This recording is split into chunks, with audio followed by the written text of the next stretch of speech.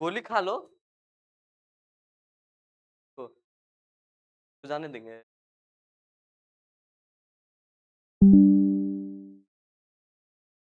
अरे ये अकेले जाएगी तो सब जाएंगे।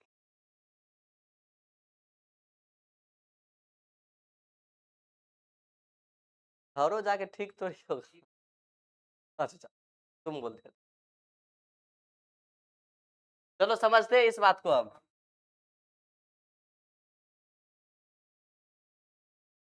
तुमको अच्छा, तुमको क्या चीज का दिक्कत है? पेट दर्द है?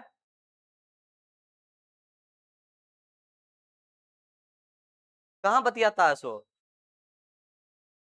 इसीलिए नींद नहीं आती है। वाह क्या बात है। पापा को बोलेंगे अब ज्यादा कुछ मत कीजिए, फोन ले लीजिए, खाली ब्याह कर दीजिए इसका। चलो चलो अब समझते हैं। अब अपने लोग समझते हैं क्या चीज, कि चौथा है कि इसलिए उसके शरीर में गांठ पड़ जाता था और पूरे शरीर में दर्द होता था, इससे बचने के लिए सिलेंडर में हीलियम मिलाया जाता है। चलो समझो इस बात को। ए बदमाशी नहीं करो प्लीज, दांत निकालना कम कर दो, नहीं तो हम फिर एक्शन में आ जाएंगे अपना तो।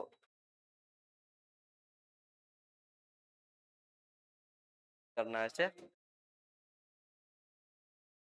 सुनो बात को, ओए पढ़ाने दो, हल्ला नहीं करो।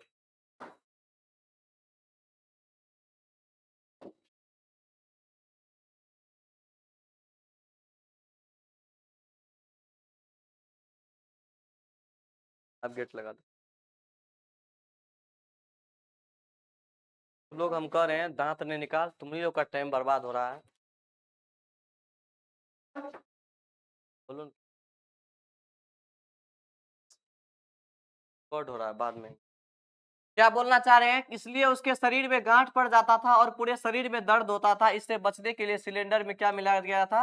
हीलियम। क्या चीज? हीलियम मिला दिया जाता था। सर एक बात बताइए, जो गोताखोर होता है उसके पास ऑलरेडी नाइट्रोजन और ऑक्सीजन गैस का सिलेंडर है, N2+O2 का मिला करके सिलेंडर है। और जैसे जैसे ये पानी के अंदर जाएगा तो उसको लगता है कि दोनों की मात्रा क्या होगी? बढ़ेगी। इसको बढ़ने से कंट्रोल करने के लिए, बढ़ेगी तो बढ़ेगी, इसको बैलेंस करने के लिए उसके साथ क्या लेके जाया जाता था? हीलियम का। क्या लेके जाया जाता था? हीलियम का। और हीलियम जो है वो समुद्र के अंदर रुधिर में O2 की मात्रा को क्या करता है? संतुलित करता था। ठीक है, O2 की मात्रा बढ़ेगी तो हीलियम गैस क्या करता था? उसको कर को तो क्या करता था? संतुलित करता था, बैलेंस कर देता था हीलियम। किसको? ऑक्सीजन की मात्रा को, ताकि उसके अंदर भी जाने पर उसकी मात्रा बैलेंस रहे, तो उसके बॉडी में क्या होगा? ऐठन यानी दर्द वगैरह नहीं होगा और आसानी से वो गोताखोर अपना तैराकी कर पाएगा। ठीक है, अब आगे बढ़ते हैं। अब आता है, ये खत्म हो गया हेनरी का नियम का अनुप्रयोग। हेनरी का नियम का प्रयोग में तू लोग क्या क्या लिख सकता है? सबसे पहले लिखेंगे कि हेनरी का नियम का अनुप्रयोग में इसका प्रयोग गैसों की द्रव में विलेयता को निकालने के लिए किया जाता है। लिखेंगे, बोलेंगे गैसों की द्रव में विलेयता को ज्ञात करने के लिए किया जाता है। दूसरा कंसेप्ट हम लोग क्या लिखेंगे हेनरी का नियम के अनुप्रयोग में? इस अधिक ऊंचाई जाने पर, हेनरी नियम के अनुसार अधिक ऊंचाई पर जाने पर वायुमंडलीय दाब घटता है, अर्थात ऑक्सीजन की मात्रा घट जाती है। इसके वजह से ऊंचाई पर चढ़ने वाले व्यक्ति को कमजोरी महसूस होता है, सोचन शक्ति क्या हो जाती है? कमजोर हो जाती है। इसी इसे जिसे हम लोग एनोक्सिया भी कहते हैं। की हो गया। और भी जो तुमको कंसेप्ट बताए कि गोताखोर जब समुद्र में तैराकी करता है तो उसके पास नाइट्रोजन प्लस ऑक्सीजन गैस की सिलेंडर रहती ऑलरेडी, मात्रा रहती है। और जैसे वह समुद्र के अंदर जाता है तो नाइट्रोजन और ऑक्सीजन गैस की मात्रा बढ़ जाती है। बढ़ जाने के कारण फिर उनके बॉडी में दर्द होने लगता है, बॉडी में दर्द होने लगता है। जिस चीज को आप हम लोग बैलेंस करने के लिए एक हीलियम गैस का सिलेंडर का इस्तेमाल करते हैं। किसका सिलेंडर? हीलियम गैस का सिलेंडर का हम लोग क्या करेंगे? इस्तेमाल करेंगे।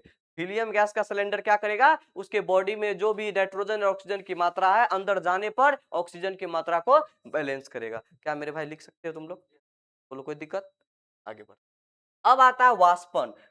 किसी द्रव का वाष्प में बदलने की प्रक्रिया वाष्पन कहलाती है। सर एक बात बताइए, ये हमारा बादल है, हमारा नहीं सबका बादल है, ठीक है, कोई प्राइवेट खरीदल नहीं है। बादल है, बादल से पानी गिर रहा पहाड़ पे। कहां पे? पहाड़ पे। तो पहाड़ पर जब गिरता है और जैसे पहाड़ पर से पानी गिर के आया कहां पे? तालाब में आया पानी। ए लड़की क्या कर रही है? इधर देख ना, नीचे क्या है, इधर देख। पानी बह करके कहाँ आया? तालाब में, और तालाब में जैसे पानी आया, अब आ गया सूरज चाचा। हाँ चाचा है, ओ भैया है, नहीं दादा है, ठीक है, ये सूरज दादा है। ये दादा क्या किया कि अपना गर्मी से, अपना प्रकोप से वो पानी को वाष्प बन के ऊपर खींचने लगा। कपड़ा धोते हैं सूख जाता है, पानी कहाँ गया, वाष्प बन के उड़ गया। उड़ गया, तो जब वाष्प बन के उड़ा तो क्या कर रहा है, किसी द्रव का, सर पानी कपड़ा में था और वाष्प बन के उड़ गया, तो वाष्प बनने की प्रक्रिया क्या कहलाई, वाष्पन, अर्थात कपड़ा सूखने की प्रक्रिया, सुखाने की प्रक्रिया वाष्पन कहलाती है। कोई दिक्कत, इस बात को समझ में आया, कपड़ा सुखाने की प्रक्रिया क्या कहलाएगी, वाष्पन। आगे बढ़, संघनन, वह प्रक्रिया जिसके द्वारा वाष्प द्रव में बदलता है उसे संघनन कहते हैं। तो पानी गर्म कर सस्पेन में और उसके सामने एक पकड़ना रख दे, एकरा पकड़ना, लोहिया पकड़े पकड़ना, या कोई नॉर्मल कपड़ा गमछी, तो देखा होगा जैसे पानी हीट हो रहा है उसका वाष्प बन के उड़ेगा, और तुम जैसे वहां कपड़ा रख दिया तो वह भींग जाएगा। भींगता है मतलब क्या सर, गैस बन के उड़ रहा था और हमने उसको द्रव में कन्वर्ट कर लिया ना, पानी सो पानी ले लिया तो उसको गाड़ेगा तो पानी निकलेगा। गैस का द्रव में बदलना क्या कहलाया, संघनन। क्या कहलाया, संघनन। समझ में आ गया, समझ में आया कि नहीं आया, आ गया होगा। अब देख, साम्य अवस्था क्या होता है, इक्विलिब्रियम अवस्था। सुनो ध्यान से, जिस अवस्था में वाष्पन एवं संघनन की दर समान होती है उसे साम्य अवस्था कहते हैं। वाष्पन भी सेम टाइम, संघनन भी सेम टाइम, तो हम लोग को क्या बोलेंगे, इक्विलिब्रियम, मतलब साम्य अवस्था।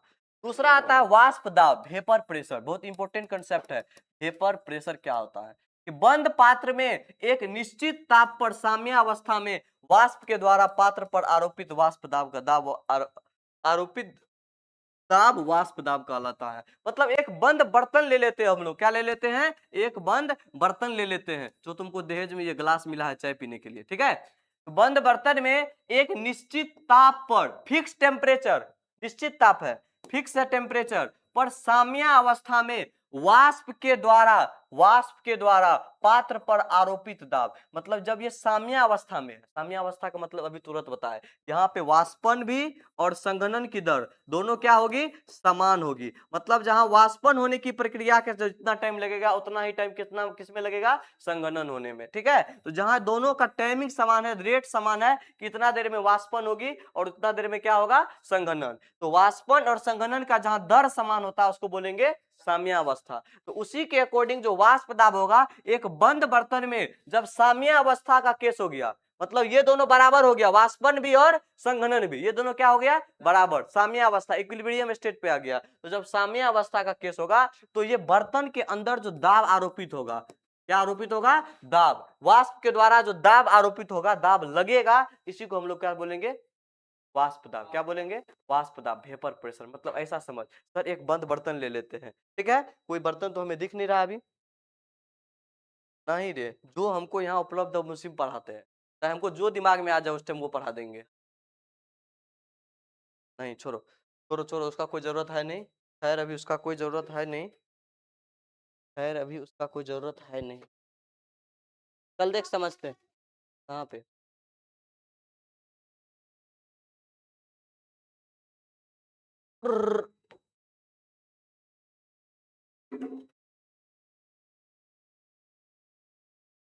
समझ इस बात को।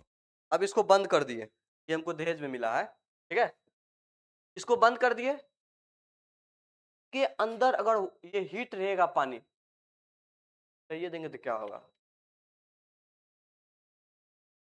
ठीक है, क्या बोले, ये जो बात तुम्हारा बोल रहे हैं, इसके अंदर पानी है, अगर सर ये थोड़ा हीट होता, इसके अंदर वाष्प बन के उड़ता, और ये अगर बंद है तो वह कुछ दाब लगाएगा, कोशिश करता खोलने का, यदि दाब लगाता तो खोल देता, तोड़ियो देता, तोड़ता ना, वो डिपेंड करेगा किसके ऊपर, वाष्प दाब के ऊपर, कि जैसा वह दाब लगा पाता उस तरह से काम होता। और यह वाष्प दाब तब कहलाता जब यह इक्विलिब्रियम स्टेट में होता। समझ में आया, मतलब संघनन भी वाष्पन भी दोनों इक्वल होना चाहिए, समझा।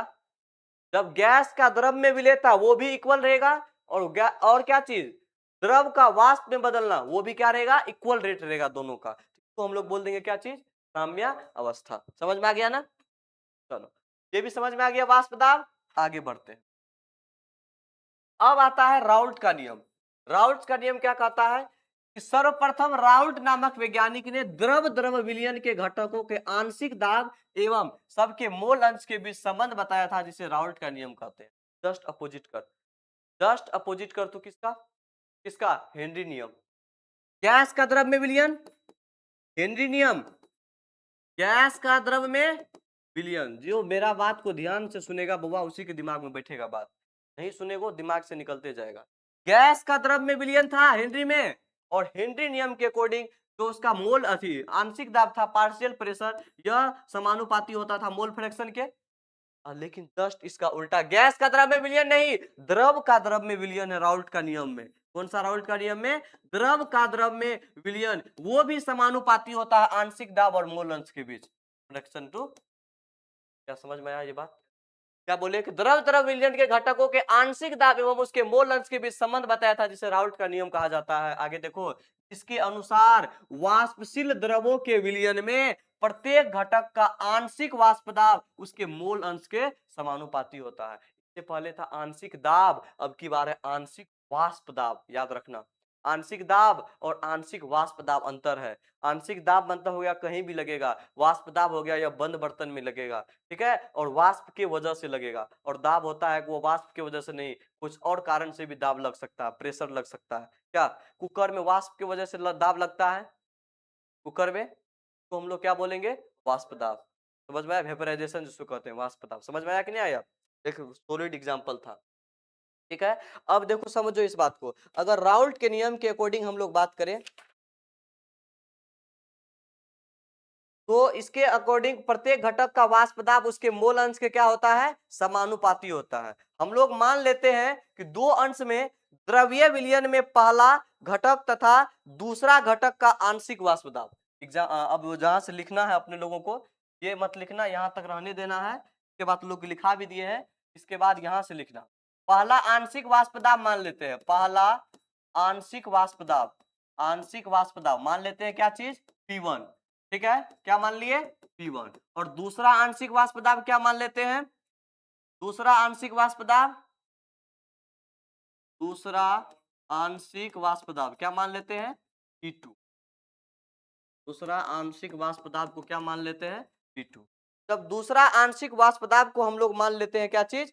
P2। और इसका मोल अंश कितना हो जाएगा क्रमशः? एवं मोल अंश कितना हो जाएगा? X1 और X2। मोल अंश क्रमशः X1 कोमा X2 है, X1 एवं X2 है। अब देखो आगे का प्रोसेस, हमको निकालना क्या है सर? हमको निकालना है कि इसका कुल प्रेशर, वाष्प दाब का कुल प्रेशर किसके समानुपाती होता है? मोल प्रभाज के। किसके समानुपाती होता है? मोल प्रभाज के। मतलब P1 जो है वह समानुपाती होगा X1 के। बोलो, P1 समानुपाती होगा X1 के। इसको इक्वल करने के लिए एक कांस्टेंट ले लेते हैं जिसका नाम है P1 नॉट X1, ऐसा होगा? बोलो।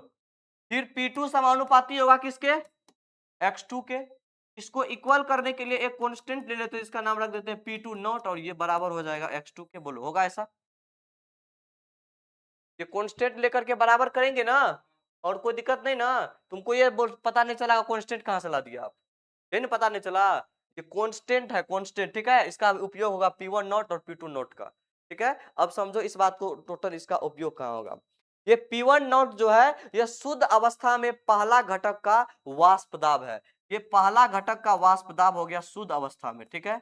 पहला घटक कंपोनेंट, ये वाला जो माने थे वाष्प दाब P1 पहला घटक का, ठीक है। ये पहला घटक का वाष्प दाब का कंपोनेंट है, ठीक है। चलो, उसके बाद टोटल P कितना हो गया सर? P टोटल कितना हो गया?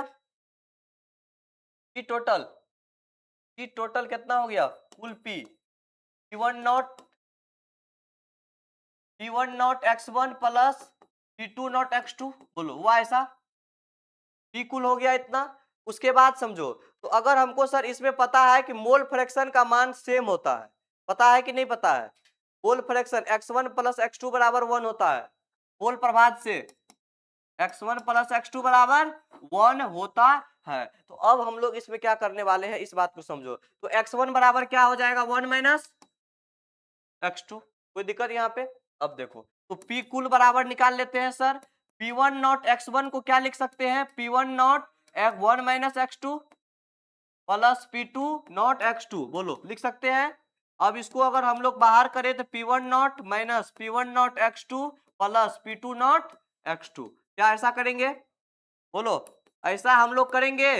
अब देखो इसी चीज को अगर हम लोग आगे लिखने का प्रयास करें तो इसमें x2 कॉमन ले लेते हैं। इसको देखो हम लोग मोल फ्रैक्शन की तरह P1 not minus x2 common लेंगे तो P1 नॉट प्लस में क्या हो जाएगा P2। बोलो ऐसा होगा? बोलो कुछ ऐसा होगा? उल्टा पुल्टा तो नहीं कर दिए? उल्टा पुल्टा तो नहीं किए हैं? x1 बराबर 1 माइनस x2, ठीक है, प्लस P2 नॉट x2, बिल्कुल सही है। P1 नॉट प्लस में P2 not x not minus P1 में x2 नॉट, ठीक है, सही है। P1 नॉट P2 नॉट, यहाँ माइनस लगेगा ना, माइनस माइनस तब ना प्लस, कहाँ पे पर पूछ रहा है? बोल प्रभास पढ़ा था ना, बोल प्रभास में पढ़ाए थे x1 प्लस x2 बराबर 1 होता है, पढ़ाए हैं पर ना बोल प्रभास में। लोग बदमाशी करते हो, मक्खी भी सोच रहा हम भी थोड़ा मौज मस्ती क्यों न कर ले, ठीक है। ये पढ़ाए थे मोल प्रभाज में, भूल गया सारा? मोल प्रभाज में बताए थे x1 का मान होता था n1 बटे n1 प्लस n2, ऐसा था? चल देख इधर, ऐसा था ना। और दूसरा था n2 बटे n1 प्लस n2, जब तुम इस दोनों को जोड़ेगा तो वह एक के बराबर होगा, होगा ना एक के बराबर। वही चीज हम भी फिर से रिवीजन कराए ना, क्या चीज कैसे होगा। तो यहाँ से पी कुल निकल गया। नंदनी क्या सोच रही है? ध्यान तुम्हारा दूसरी जगह है। पी कुल बराबर P1 not minus x2 P1 not minus P2। ये जो तुम्हारा रिजल्ट आया, ये रिजल्ट आया है तुम्हारा राउल्ट्स लॉ के आधार पर। किसके आधार पे? राउल्ट्स लॉ के आधार पे। तुमको कुछ नहीं करना था। अगर तुमसे कोई पूछे कि राउल्ट नियम के आधार पर इक्वेशन बताओ, पूछ सकता है ना, राउल्ट नियम के आधार पर क्या बताओ, इक्वेशन बताओ। जैसे हेनरी के नियम के आधार पर पूछ सकता है, हेनरी के नियम के आधार पे पूछेगा तो तुम डायरेक्ट क्या बोलेगा? सुनो अब एक कंसेप्ट दोनों को मिक्स करते हैं। हेनरी के नियम पे पूछेगा तो P बराबर के एच गुना एक्स गैस बोलेगा। पार्शियल प्रेशर मोल फ्रैक्शन के समानुपाती होता है और बीच में कांस्टेंट आ जाता है तुम्हारा, कौन सा? हेनरी कांस्टेंट आ जाता है। बोलो ना, टोटल पी ऐसा होता है। अब देखो जब ऐसे राउल्ट्स लॉ के आधार पर बात करें तो राउल्ट्स लॉ में क्या होता है कि टोटल प्रेशर जो होता है, आंशिक वाष्प दाब, यह किसके समानुपाती होता है? मोल प्रभाज के। अर्थात टोटल प्रेशर P1 और P2 होता है, और P1 का मान जो होता है वह बीच में एक कांस्टेंट आता है बराबर करने के लिए P1 नॉट x1, फिर P2 का मान जो होता है P2 नॉट x2, ऐसा होता है। और हम इस दोनों को जब ऐड करेंगे तो P1 not x1 plus P2 not x2। Equation बनाना कोई बहुत बड़ी बात नहीं होती है, ठीक है, इतना कर देंगे। ये टोटल P नेट के बराबर होगा, टोटल P के बराबर। और अपने लोग जानते हैं बचपन से ही x1 प्लस x2 का मान कितना होता है? 1 होता है, ठीक है। कुछ बच्चा अगर मैथ को अलजेब्रा, सर ये कब पढ़े थे x1 प्लस x2 का मान 1 होता है अलजेब्रा में? ठीक है, तो इसका मतलब सर x1 बराबर 1 माइनस x2, कोई दिक्कत? कोई दिक्कत ये वाली लाइन में? तो सर इसका मतलब क्या हो जाएगा? इसका मतलब हो गया सर आपने P1 नॉट x1 के जगह पे क्या लिख देना है? 1 माइनस x2 प्लस में P2 नॉट x2। बोलो यस या नो? यस या नो? कहाँ बोल रहा तुम लोग रे लड़की सब? जगल है कि सुतल है? अब देखो, अब हम लोग क्या करने वाले हैं? बोलो ऐसा होगा P1 not minus P1 not x2 plus P2 not x2। अर्थात इसको सर ऐसे करें तो माइनस कॉमन लेंगे और x2 बाहर कर देते हैं तो क्या हो जाएगा? P1 नॉट माइनस में P2 नॉट, यही इसका हो जाएगा P टोटल। यही इसका रिजल्ट हो गया, किसके नियम के आधार पे? राउल्ट नियम के आधार पे। अब देखो इसका ग्राफ खींचने के लिए, ठीक है, ये राउल्ट वाला नियम कौन चला रहा है? तो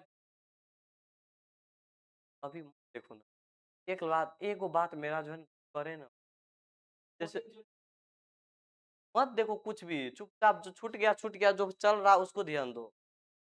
एक वो बात इसमें समझ नहीं आएगा ना तो पूरा लगेगा सर कुछ समझ नहीं आया। जैसे चैप्टर 1 दिया कह रहा था केमिस्ट्री में, खत्म तो हो गया लेकिन बाद में बोला सर कुछ याद नहीं है।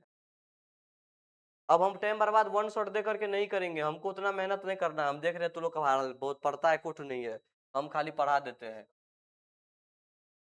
आंशिक दाब एवं मोल अंश के बीच आरेख किसके नियम के आधार पर? राउल्ट नियम के आधार पर। ठीक है, अभी इसका फॉर्मूला क्या था?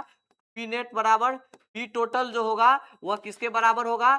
P1 नॉट x1 के होगा, P1 नॉट x1 माइनस में x2 कॉमन लेकर के P1 माइनस P2, ऐसा था। P1 not minus P2 not, ऐसा था। अभी क्वेश्चन था ऐसा। अब हमको इसके बीच ग्राफ डालना है। क्या डालना है? ग्राफ। अब सोचो सर ग्राफ इसका कैसा होगा? देखिए ध्यान ध्यान से, ये इस टाइप का ग्राफ है, तो ये तुम्हारा हो गया पार्शियल प्रेशर और ये तुम्हारा हो गया क्या चीज? Mole fraction. क्या चीज? मोल प्रभाज। और ये क्या हो गया तुम्हारा? पार्शियल प्रेशर माने आंशिक दाब। समझ में आ रहा है ना? कोई दिक्कत नहीं ना? तुमको समझ में आ रहा है सरस्वती? आ रहा है कि नहीं? का मतलब सर ये मोल पर ये क्या चीज है? Partial pressure. यह किसके समानुपाती होता है? मोल फ्रैक्शन के। ठीक है, अब हमको ये बताइए जब होता है तो हमको इस इक्वेशन को कैसे प्रूव करना है? ठीक है, ग्राफ पे कैसे पुट करना है, तो आप समझ इस बात को। टोटल प्रेशर अगर यहां मान लेते हैं ये तुम्हारा P1 है और यहां प्रेशर हो गया तुम्हारा P2, ये हो गया P1 और ये हो गया तुम्हारा P2, तो इस दोनों को ऐड करेंगे तो P टोटल होगा। बोल मेरे भाई, P टोटल प्रेशर होगा। इस दोनों को ऐड करेंगे तो P1 और P2 को ऐड करेंगे तो टोटल प्रेशर निकला। और एक बात बता, तो इसमें अगर हम लोग ऐड कर देंगे तो ये इक्वेशन तुम्हारा हो गया P1 का। किसका? P1 का। P1 का फॉर्मूला क्या था? P1 not plus x1। ये हो गया तुम्हारा P2 का, तो P2 नॉट प्लस में x2। बोलो, ये वाला हो गया किसका? P2 का। ये वाला किसका? P1 का। अब दोनों को ऐड कर देंगे तब ना P टोटल निकलेगा। समझा इस बात को? कोई दिक्कत इसमें? P1 नॉट x1 बराबर P2 नॉट x2। अब मुश्किल से कोई दिक्कत नहीं आएगा। ठीक है, अगर हमको निकालना होगा x1 y1 का मान, तो यहाँ पुट कर देना क्या चीज? ये सर हमारा क्या चीज है? देखो, ये हमारा है x1 का इक्वेशन, तो x1 का मान 1 हो गया। x1 है P1 बराबर P1 नॉट प्लस में क्या चीज? x1। क्या चीज? x1। तो यहाँ पे 1 होगा ना डे, ये वाला लाइन 1 पे होगा लेकिन 0 होगा, 1 होगा। तो y का मान यहाँ पे कितना? 0। अरे वो x का मान 1 तो y का मान 0 होबे न करेगा, x अक्ष पर है। तो क्या तू लोग सदमा में है? यहाँ की बात करें सर, तो यहाँ की बात करेंगे तो क्या होगा? 0 0। लेकिन यहाँ की बात करें तो क्या होगा? 0 1। क्या हो जाएगा? 0 1 होगा कि नहीं होगा? का मतलब सर यहाँ x1 की बात करें तो x1 का मान कितना हो जाएगा? x1 का मान कितना? 1। x2 का मान कितना? 0। y1 का मान कितना? 0। x1 और x2 इसके लिए था। अब इसके लिए बात करें तो x1 का मान कितना? 0। x2 का मान कितना? 1। अरे 1 रे, तो इसको देखो उल्टा पुल्टा है ना। अगर इसमें x1 1 तो इसमें x1 क्या चीज? 0 है ना। यहाँ पे x1 1 है तो यहाँ पे x1 कितना? 0 रे। नीचे में यहाँ पे x2 0, तो यहाँ पे x2 कितना? 1। तो उल्टा हुआ ना यहाँ पे। देखो यही चीज कॉपी में लिखाए होंगे सेम टू सेम। देखो तो लगता होगा क्या पढ़ा रहे हैं, कैसे पढ़ा रहे हैं। सेम इक्वेशन था, उसका ग्राफ था, उसको पुट करना था कहाँ पे क्या चीज हुआ। ये चीज, ये ग्राफ को समझना थोड़ा सा टफ होता है। हम समझाए हैं, समझा दे एक बार, समझ में आ गया? फिर से एक बार ट्राई करते हैं, बात को तुम समझ लो। ये तुम्हारा x1 पर, ये तुम्हारा P1 है, ये तुम्हारा P2 है। ठीक है, ये तुम्हारा P1 है, सॉरी ये है तुम्हारा P1, ये तुम्हारा क्या चीज है? P2। दोनों को ऐड करेंगे तो P टोटल निकलेगा। और P1 का इक्वेशन था P1 not plus x1, P2 का इक्वेशन था P2 नॉट प्लस में x2। सीधा बैठ, सीधा बैठ, एकदम नींद आ जाएगा नहीं तो। P2 बराबर क्या हो जाएगा? P2 नॉट प्लस में x2। समझ रहा क्या बोल रहे हैं? जब ये इक्वेशन था, अब हमको पुट कीजिए कि x1 क्या कितना है, x2 कितना है। सारा के लिए x1 x2 का मान पुट करेंगे, इस तरह से ग्राफ बन करके तैयार हमारा हो जाएगा। अब समझ में आ गया होगा, उम्मीद है ये समझ में आ गया। राउल्ट का नियम कहाँ लगता है, किस प्रकार का विलयन में?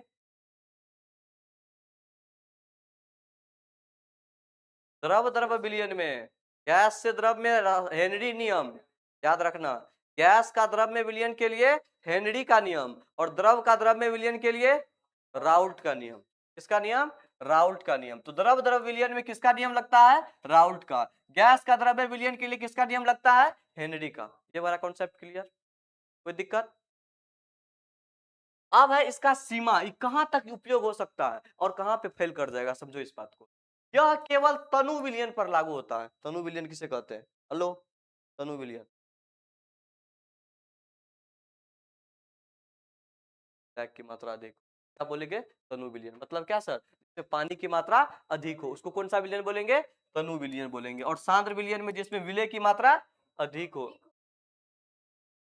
तो कौन सा विलयन बोलेंगे? सांद्र विलयन। मतलब ऐसा समझिए सर, तनु मतलब हो गया तनु, ठीक है, मतलब पानी की मात्रा अधिक हो गया तो हो गया तनु। इसमें पानी की मात्रा कम और विलय की मात्रा अधिक, जैसे चीनी पानी का घोल है तो चीनी की मात्रा 1 बोरा 1 गिलास पानी, गिलास को अपने अंदर रख लेगा। चलो आगे बढ़ते हैं। ये एनटीपी पर अवाष्पशील होना चाहिए। सर एनटीपी क्या होता है? बोलो। National traffic police, good.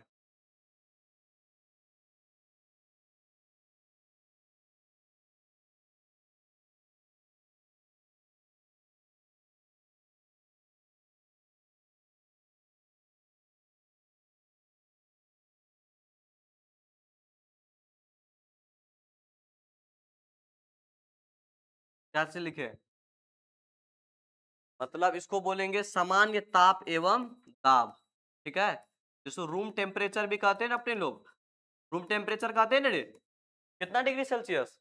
25 degree से 27 डिग्री सेल्सियस के बीच रहता है रूम टेम्परेचर, ठीक है। और केल्विन में बोले तो 300 केल्विन रहता है, याद रखना 300 केल्विन, हाँ डायरेक्ट एग्जैक्टली 300 केल्विन। हाँ, केल्विन में 300, ताकि तुम्हारा टाइम बच सकता है। ऑब्जेक्टिव में कहीं पूछ दिया कि सामान्य तापमान या रूम टेम्परेचर कमरे का तापमान होता है 27 डिग्री सेल्सियस 300 केल्विन, दोनों इनमें से कोई नहीं, ठीक है। तो एनटीपी पर यह अवाष्पशील होना चाहिए, मतलब नॉर्मल टेम्परेचर पर द्रव द्रव ऐसा नहीं कि उड़ जाए वाष्प बन के, तो वहां राउल्ट नियम फेल कर जाएगा, करेगा ना। इसलिए यहाँ कहा गया कि यह एनटीपी पर क्या होना चाहिए? अवाष्पशील होना चाहिए। इसका सीमा है, याद रखना राउल्ट नियम का। विलयन है, पढ़ाए ना हेनरी का नियम का सीमा, सीमा नहीं बताए हैं, हेनरी का नियम का सीमा नहीं बताए हैं।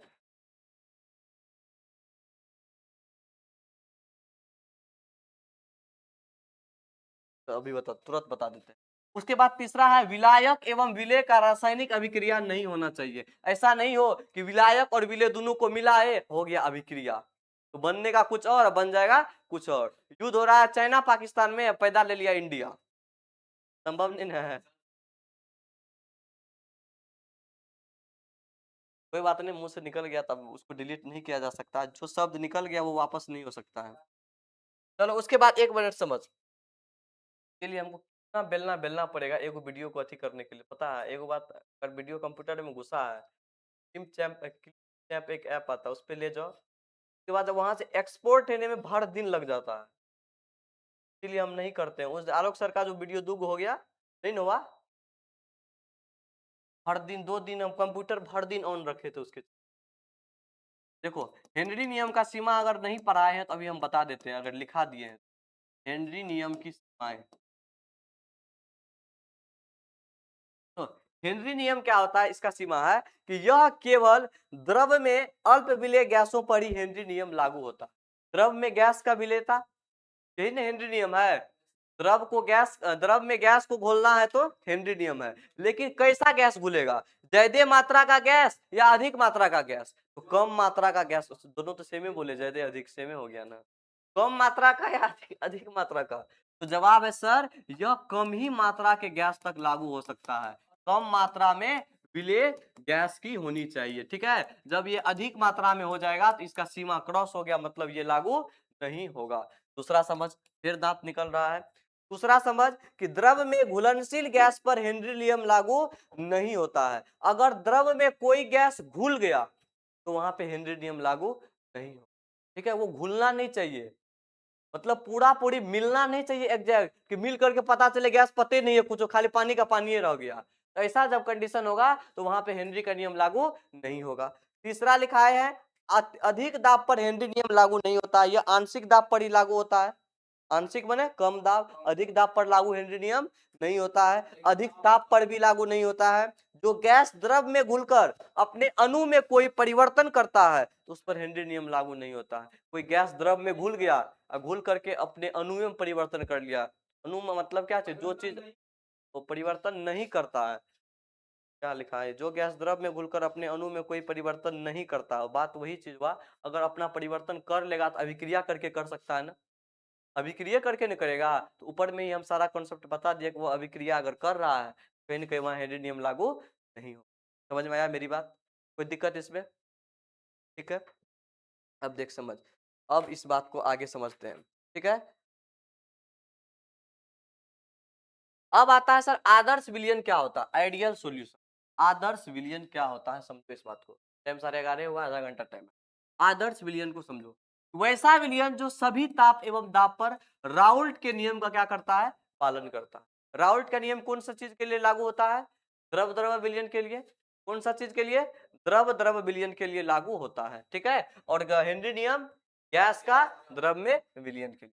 तो जो सभी ताप एवं दाब पर सारा टेम्परेचर हो, सारा प्रेशर हो, कुछ भी दे दे लेकिन राउल्ट का नियम का फॉलो करना चाहिए, तो वह हो गया कौन सा विलयन, आदर्श। मतलब वो अच्छा व्यक्ति, आदर्श आदमी है अगर वह इसका नियम कानून फॉलो करता है। जो पुलिस का रूल नियम फॉलो करता है आज के डेट में उसको सामान्य आदमी कहा जाता है। आप पुलिस के रूल नियम अनुसार चलता है तुम लोग, नहीं चलता है, विरुद्ध चलता है, तो लोग आदर्श नहीं है, अनादर्श आदमी है। ठीक है, उसे हमको हम लोग क्या बोलेंगे, आदर्श विलयन कहा जाता है। Example example example, benzene plus toluene, ये दोनों को अगर हम लोग मिला दिए तो ये दोनों को अगर मिलाने पर किसी भी टेम्परेचर एंड प्रेशर पर यह राउल्ट के नियम का पालन करेगा। और राउल्ट का नियम क्या क्या चीज है, यह कहाँ कहाँ पे लागू हो सकता है, राउल्ट का नियम क्या क्या चीज है, क्या ये ज्यादा प्रेशर देंगे तो लागू होगा, नहीं होगा लागू। इस तरह से और भी कुछ था, देखो क्या सब चीज, यह एनटीपी पर अवाष्पशील नहीं होना चाहिए, यह इसको हीट करेंगे मान के चलो नॉर्मल टेम्परेचर पर भी यह वाष्प बन के नहीं उड़ जाना चाहिए। ठीक है, उसके बाद विलायक और विलय का रासायनिक अभिक्रिया होना ही नहीं चाहिए, यह किसका सीमा है, राउल्ट के नियम का। किसका सीमा है, राउल्ट के नियम का अगर ये सीमा है तो उसके अकॉर्डिंग अगर हम लोग सर बात करें तो आदर्श विलयन में ये क्या हो जाएगा, बेंजीन और टोल्यूइन, यह राउल्ट के नियम का पालन करेगा। ये है इथाइल ब्रोमीन, स्टेपी वही हुआ, सामान्य ताप एवं दाब, स्टैंडर्ड टेम्परेचर और प्रेशर एक ही चीज होता है। ठीक है, एनटीपी और एसटीपी सेम चीज होता है, स्टैंडर्ड टेम्परेचर एंड प्रेशर। ये C2H5Br, इसका नाम कोई बोल सकता है, एथिल ब्रोमाइड और C2H5Br दोनों अगर मिक्स कर देंगे एक साथ, 2C2H5Br एथिल ब्रोमाइड, इस दोनों को मिक्स करने पर जो ये राउल्ट का नियम का अगर पालन करता है तो यह कौन सा विलयन का उदाहरण है, आदर्श विलयन का गुण समझो। यह राउल्ट के नियम का पालन करेगा, ए आकर्षण, बी आकर्षण या ए बी आकर्षण, मतलब दो अणु ले लिया। ठीक है, सेम सेम अणु लिया, C2H5 C2H5, ए आकर्षण, बोलो।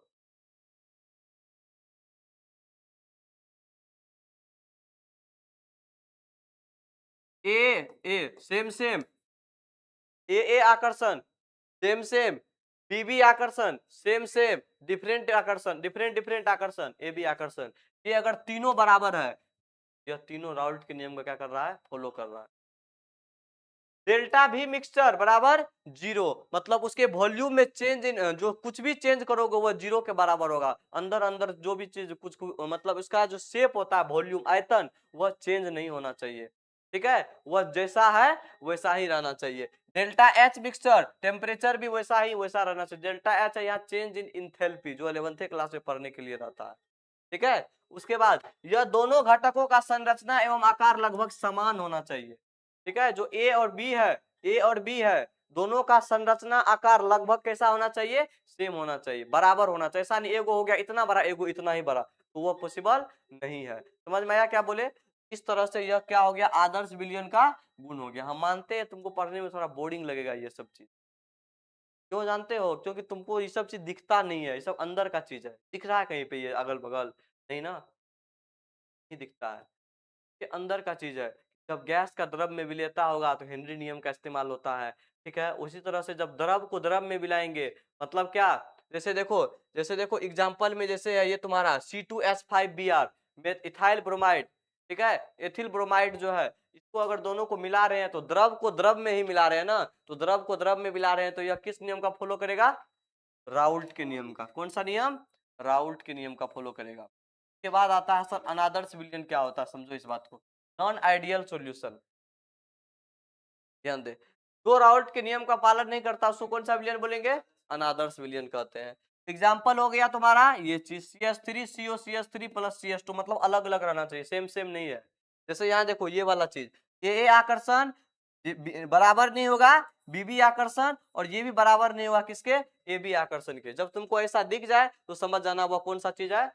अनादर्श विलयन। कौन सा विलयन है? अनादर्श विलयन। जैसे देखो ये HNO3 प्लस H2O, ये दोनों डिफरेंट है, ये दोनों क्या चीज है? डिफरेंट है। इसकी मात्रा अधिक है, इसकी मात्रा कम है, तो अगर बराबर मात्रा रहती तो वो आदर्श विलयन हो जाता। अधिक मात्रा है, कम मात्रा है, तो देखने से ही तुम पहचान लेना यह कौन सा विलयन है? अनादर्श विलयन। और हम एग्जाम में क्वेश्चन में पूछेंगे ऑब्जेक्टिव में भी कौन आदर्श विलयन का उदाहरण है, तुम पहचानना। कहीं पे ए आकर्षण तो नहीं हो रहा है, ए बी आकर्षण तो नहीं हो रहा है, बीबी आकर्षण तो नहीं हो रहा है। जब इतना आकर्षण नहीं हो रहा है, ये हो गया अनादर्श का। आकर्षण हो रहा है और इक्वल हो रहा है, सबका समान मात्रा है, तो कौन सा होगा? आदर्श का। कहीं पे देखना लिखा हुआ रहेगा 52%, कहीं पे ये 28%, 4%, ये किसकी मात्रा, किसका एग्जाम्पल? आदर्श के अनादर्श का? अनादर्श का सर ना। अगर मात्रा रहती इसकी, देखो ध्यान से, यहाँ पे लिखे हैं कि नहीं नहीं पता, लिखे हैं कहीं पे, नहीं लिखे हैं की मात्रा। अगर हम यहाँ लिख दे कि ये 50% होगा तो ये भी कितना होगा? 50% होगा। या ये 52% होगा तो ये 48% होगा। मतलब कुछ का अंतर दिखना चाहिए। ज्यादा अंतर दिख गया तो वह इक्वल, लगभग बराबर नहीं है, ठीक है, वह लगभग बराबर नहीं है, मतलब वह राउल्ट के नियम का पालन नहीं कर रहा, मतलब वह आदर्श विलयन का एग्जाम्पल नहीं। बहुत कंसेप्ट वाली बात अभी समझाए हैं। ऑब्जेक्टिव में गलती होने का चांसेस ज्यादा है, तो रट्टा कितनों मार लो सवाल नहीं बनेगा। परिभाषा याद करने से सवाल बन जाएगा तुमसे। ऑब्जेक्टिव में अगर हम एग्जाम्पल पूछ दे, कौन आए, छोड़ दो उसको, अपना काम करो ना, क्यों बन रहा, कुछ कर रहा, कर मत बोलो, काम रखो। खुद डिस्टर्ब हो रहा, उन्हें करने जा रहा, तुम खुद कर रहा है उसको, छोड़ो ना उसको भाई, छोड़ो ना, बना रहा, बनाने दो ना, क्या दिक्कत है? बाद में फरिया लेना, क्लास के टाइम में कुछ भी मत करो। और हम बहुत दिन के बाद सीरियसली होकर तो लोग को ऑफलाइन में पढ़ा रहे, तो ऑनलाइन में सीरियस होकर इतना पढ़ा है, इतना रोज में, 5-7 रोज में। इसलिए करे, ध्यान से सुनो मेरा बात। अभी हम ऐसा कॉन्सेप्ट बताए हैं जो तुम परिभाषा भी रट लो, गुण भी रट लो, लेकिन सवाल तुमसे नहीं बनेगा। इसीलिए जो हम डिफिनेशन समझा, तुम सत्यम पूरा समझ में आ गया? ऑप्शन देंगे बना लेगा कौन आदर्श है कौन अनादर्श है, पहचान लोगे उसके अकॉर्डिंग, पक्का? देखो, अगर हम लोग बात करें इस तरह से क्वेश्चन तुमको अगर दिया जाएगा तो तुम बना सकते हो। सबसे पहला चीज तुम ये बताओ हमको कि यह कौन सा होगा, आदर्श होगा कि अनादर्श होगा, तुम हमको ये चीज बताना, ठीक है? तुम इसके लिए क्या करो,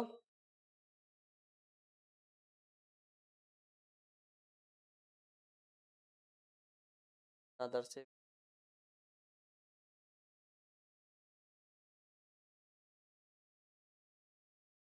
आदर्श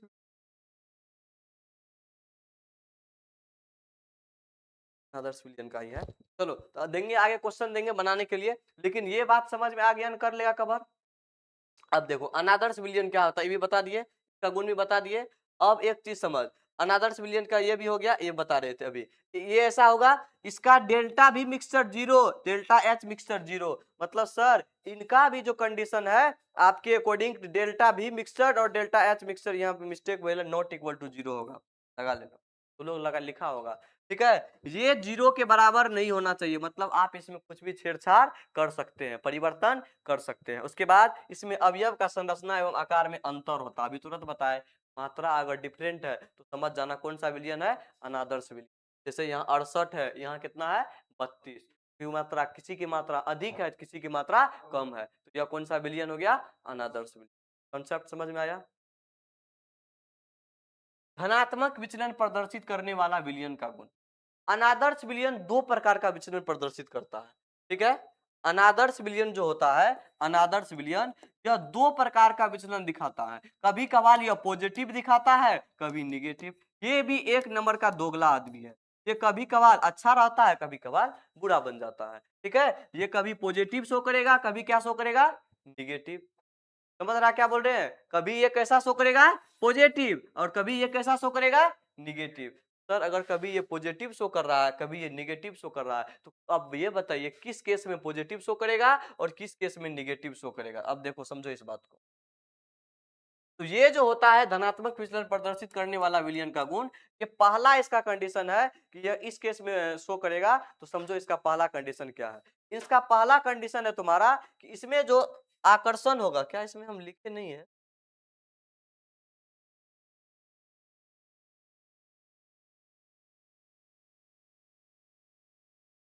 ये वाला, कि राउल्ट के नियम से धनात्मक विचलन प्रदर्शित करने वाला विलयन का गुण, पहला धनात्मक विचलन होगा, दूसरा ऋणात्मक विचलन।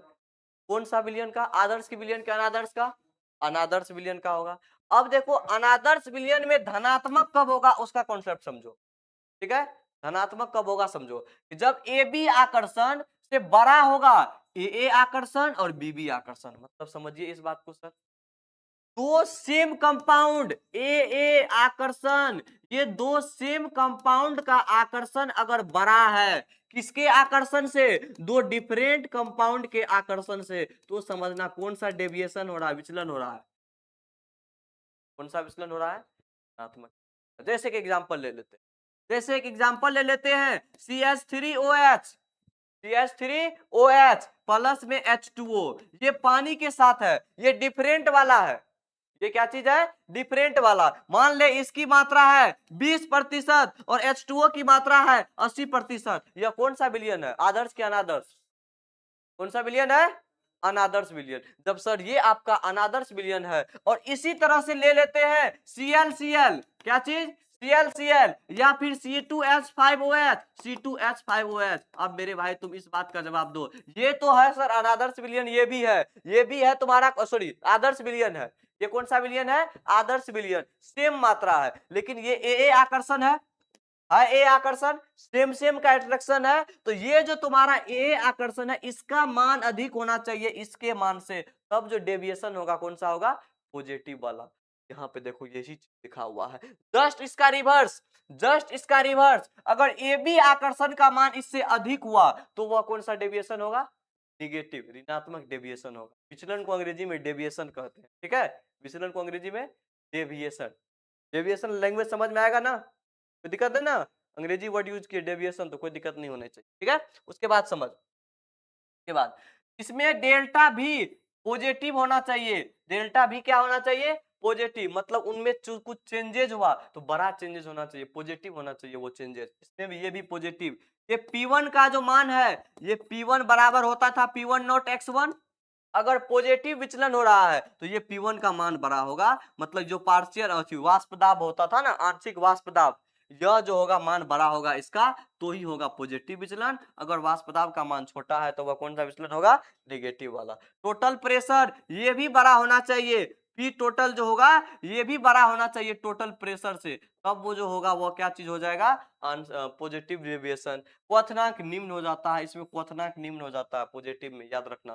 क्वथनांक कैसा हो जाता है, निम्न, जस्ट इसका उल्टा चल। अनादर्श विलयन का वैसा अनादर्श विलयन जिससे प्रत्येक घटक का वाष्प दाब राउल्ट के अनुमानित वाष्प दाब से कम हो जाए, अब उसमें क्या था, अधिक हो जाए। वैसा अनादर्श विलयन जिसमें प्रत्येक घटक का वाष्प दाब राउल्ट के अनुमानित वाष्प दाब से अधिक हो गया था, पॉजिटिव था ना, अधिक हो गया था, तो वह धनात्मक विचलन। ये क्या हो जाएगा, कम हो जाएगा, तो वह क्या हो जाएगा, ऋणात्मक विचलन। जैसे देखो ये डिफरेंट डिफरेंट है ना, ये तुम्हारा अनादर्श विलयन है, ये भी डिफरेंट डिफरेंट है, ये तुम्हारा कौन सा विलयन है, अनादर्श विलयन। अब समझ इस बात को, इसको पहचान क्या चीज है विलयन का, ये तो अभी तुरंत बताए थे। इसमें निगेटिव हो जाना चाहिए, ये भी क्या हो जाना चाहिए, निगेटिव। डेल्टा V का मतलब चेंज इन वॉल्यूम, और डेल्टा H का मतलब change in enthalpy, change in enthalpy. तुम इसको लगभग इक्विवेलेंट टू टेम्परेचर कह सकते हो, तापमान के जैसा ही बिल्कुल रहता है। ठीक है, समझ में आया मेरा बात, कोई दिक्कत इसमें नहीं।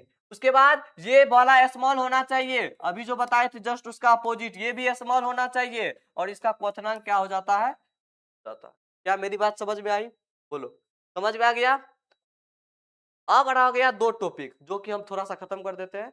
कोलिगेटिव प्रॉपर्टीज से अगला दिन स्टार्ट करेंगे, ठीक है। लास्ट टॉपिक पे पहुंच गए, यही 2-3 रोज पहले लिखाए थे स्थिर क्वाथी मिश्रण परसों। स्थिर क्वाथी मिश्रण एजियोट्रोपिक मिक्सचर क्या होता है?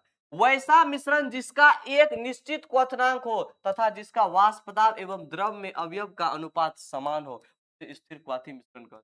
स्थिर, स्थिर का मतलब लोग अस्थिर है कि चल रहा है? स्थिर है। स्थिर क्वथनांक वाला मिश्रण नाम से स्पष्ट है। क्वाथी मतलब जिसका क्वथनांक क्या हो?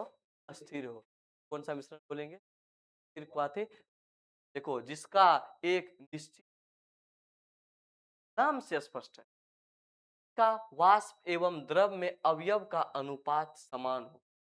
वाष्प में भी द्रव में भी सेम अवयव हो, सेम कंपोनेंट उसका हो, तो हम लोग क्या बोल देंगे? स्थिर क्वाथी। जैसे HNO3, कोई इसका नाम बताएगा?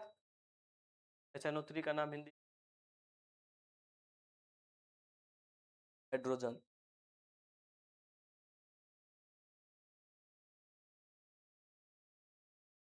याद है? क्या बोलेंगे? नाइट्रिक अम्ल, ठीक है। HNO3 को क्या बोले, क्या बोलेंगे?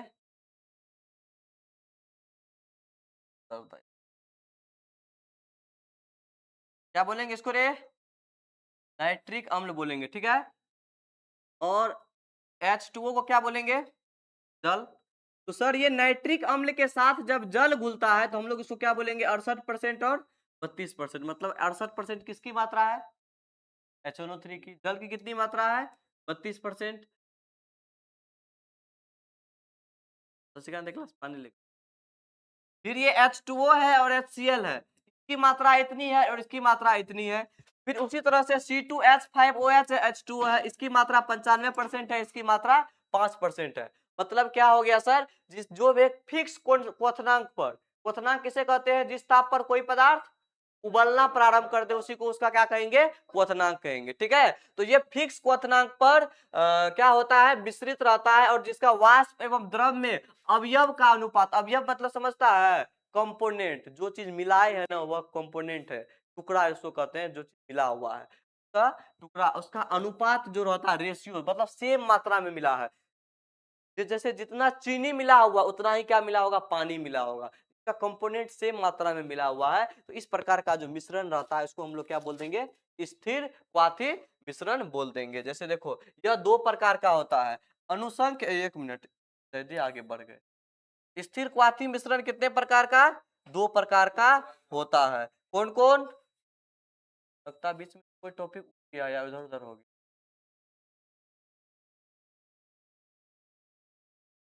स्थिर क्वाथी मिश्रण कितने प्रकार का? 2 प्रकार का। कौन कौन मिश्रण होता है स्थिर क्वाथी में 2 प्रकार का? उड़ल है ना, न्यूनतम क्वथनांकी स्थिर क्वाथी मिश्रण उड़ल है ना, देखो तो टॉपिक स्किप।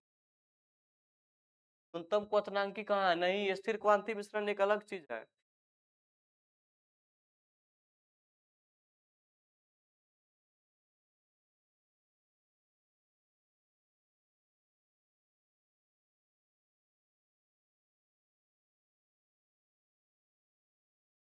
इसका प्रकार है ना, तो वही तो कह रहे इसका प्रकार में कहाँ है ये चीज? दूसरे देखो दूसरा नोट आ गया, इससे पहले इसका प्रकार था वो बताना था, वो कह रहे कुछ स्किप हो गया।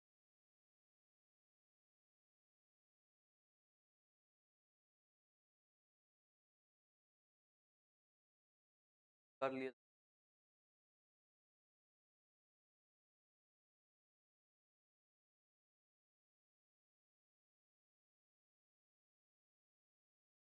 हाँ दर्द उठा बहुत जोर से अचानक।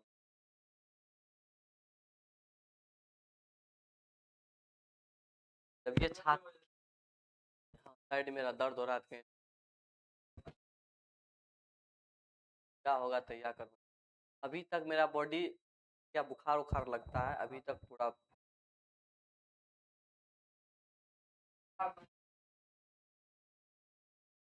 बॉडी जितना फिट है, एक बात और बोलते हैं, सबका शरीर ऐसा नहीं होता है।